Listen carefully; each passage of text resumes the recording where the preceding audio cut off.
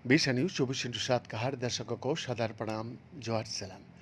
दर्शक, ऑपरेशन नस्र 2 के तहत ईरान ने एक ऐसी मल्टी टेप रणनीति अपनाई है जिसने अमेरिका या डिफेंस की धज्जियां उड़ा दिया है।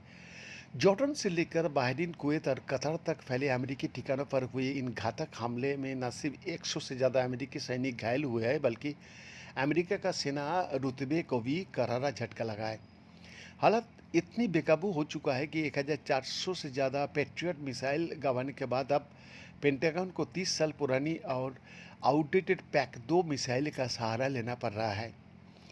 मुश्तबा के प्रतिरोध अमेरिका का मिसाइलों के अकाल और पश्चिम एशिया में टूटते सुरक्षा चक्र पर परे ये खास रिपोर्ट है, जहां मुश्तबा कोइनी का प्रतिरोध शुरू हो गया है और साफ संदेश वो दे दिया है कि नया नेतृत्व पीछे हटने के लिए नहीं बल्कि जवाब देने और बदला लेने आया है।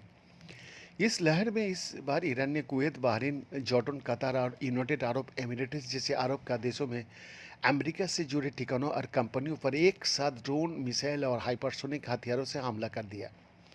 ईरानी आईआरजीसी ने एमाद, खैबर सिकन, जुल्फिकार, फतेह मिसाइल और शाहिद ड्रोन के हमले दिखाई दे रहा है। वो ईरान ने इस बार पारंपरिक युद्ध की बजाय मल्टी टेप रणनीति अपनाई है, यानी हमला एक साथ कई मोर्चे पर, कई अलग अलग हथियारों से और कई स्तर पर हो रहा है।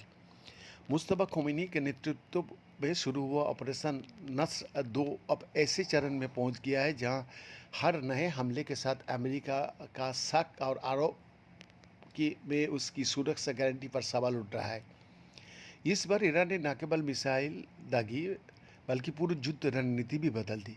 एक साथ कई दिशाओं से और कई तरह का हथियारों से किए गए हमला का मकसद अमेरिका और उसके सहयोगी देशों का एयर डिफेंस पर इतना दबाव बनाना था कि वो कंफ्यूज हो जाए कि हमला करना कहाँ है और कहाँ रुकना है।